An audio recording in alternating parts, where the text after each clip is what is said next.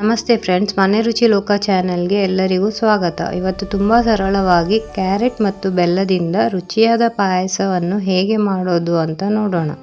ರುಚಿ ಹೇಗಿರುತ್ತೆ ಅಂತ ತಿಳಿಯಬೇಕಾ? ಬನ್ನಿ ಜೊತೆ ಸೇರಿ ಈ ರುಚಿಯಾದ ಕ್ಯಾರೆಟ್ ಪಾಯಸ ಮಾಡೋಣ. ಈ ವಿಡಿಯೋ ನಿಮಗೆ ಇಷ್ಟವಾದರೆ ಲೈಕ್, ಶೇರ್ ಆ್ಯಂಡ್ ಕಮೆಂಟ್ ಮಾಡಿ.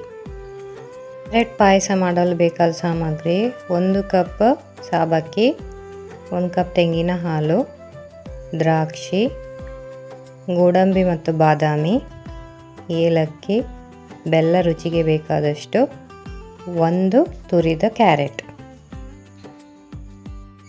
ಈಗ ಒಂದು ಮಿಕ್ಸಿ ಜಾರ್ಗೆ ತೆಂಗಿನ ತುರಿ ಹಾಕಿ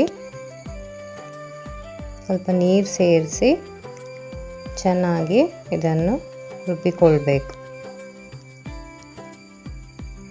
ಈಗ ಇದು ಆಗಿದೆ ರುಬ್ಬಿ. ಈಗ ಇದನ್ನು ನಾವು ಸೋಸ್ಕೊಳ್ಬೇಕು. ಚೆನ್ನಾಗಿ ಸೋಸ್ಕೊಂಡು ಹಾಲು ತಗೊಳ್ಬೇಕು, ತೆಂಗಿನ ಹಾಲು. ಇವಾಗ ಸ್ಟವ್ ಹಚ್ಚಿ ಸಾಬಕ್ಕಿ ಬೇಯಲಿಕ್ಕೆ ಇಟ್ಕೊಳ್ತಾ ಇದ್ದೇನೆ. ಇವಾಗ ಒಂದು ಪಾತ್ರೆ ತಗೊಂಡು ಅದಕ್ಕೆ 1/4 ಕಪ್ ಆಗುವಷ್ಟು ತುಪ್ಪವನ್ನು ಹಾಕೊಳ್ತಾ ಇದ್ದೇನೆ.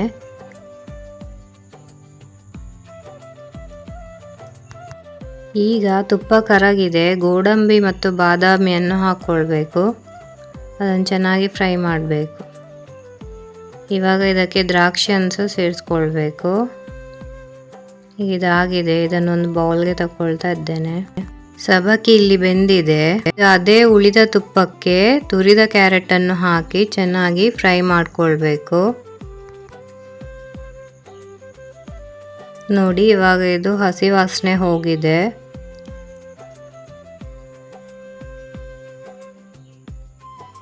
ಕಲರ್ಸ್ ಚೇಂಜ್ ಆಗಿದೆ. ಇವಾಗ ಅದಕ್ಕೆ ಬೇಯಿಸಿದ ಸಬ್ಬಕ್ಕಿಯನ್ನು ಹಾಕ್ಕೊಳ್ಬೇಕು.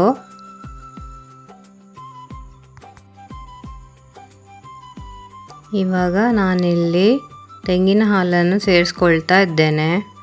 ಸೇರಿಸಿ ಚೆನ್ನಾಗಿ ಮಿಕ್ಸ್ ಮಾಡಿಕೊಳ್ಬೇಕು. ಇವಾಗ ಇದಿಲ್ಲಿ ಕುದಿ ಬರ್ತಿದೆ. ಆವಾಗ ಅದಕ್ಕೆ ರುಚಿಗೆ ಬೇಕಾದಷ್ಟು ಬೆಲ್ಲವನ್ನು ಸೇರಿಸ್ಕೊಳ್ಬೇಕು. ಸೇರಿಸಿ ಚೆನ್ನಾಗಿ ಕುದಿಸಬೇಕು.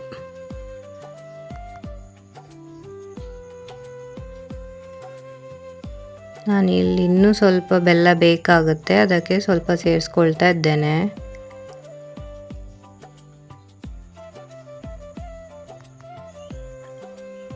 ಈಗ ಇಲ್ಲಿ ಚಿಟಿಕೆ ಉಪ್ಪನ್ನು ಸೇರಿಸ್ತಿದ್ದೇನೆ. ರುಚಿ ಜಾಸ್ತಿ ಆಗುತ್ತೆ, ಅದಕ್ಕೋಸ್ಕರ. ಇದಾಗಿದೆ. ಈಗ ಡ್ರೈ ಫ್ರೂಟ್ಸನ್ನು ಸೇರಿಸ್ಕೊಳ್ತಾ ಇದ್ದೇನೆ. ಸ್ವಲ್ಪ ಏಲಕ್ಕಿ ಸೇರಿಸಿ ಚೆನ್ನಾಗಿ ಮಿಕ್ಸ್ ಮಾಡಿದರೆ ಇದಾಗಿದೆ. ಇದನ್ನೊಂದು ಬೌಲ್ಗೆ ತಗೊಳ್ಬೇಕು.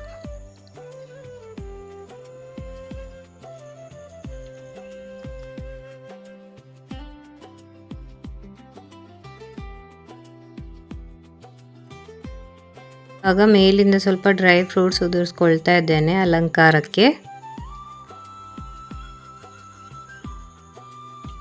ಇವಾಗ ನಮ್ಮ ಕ್ಯಾರೆಟ್ ಪಾಯಸ ಸಿದ್ಧ. ಈ ವಿಡಿಯೋ ಇಷ್ಟ ಆದರೆ ಲೈಕ್, ಶೇರ್ ಆ್ಯಂಡ್ ಕಮೆಂಟ್ ಮಾಡಿ.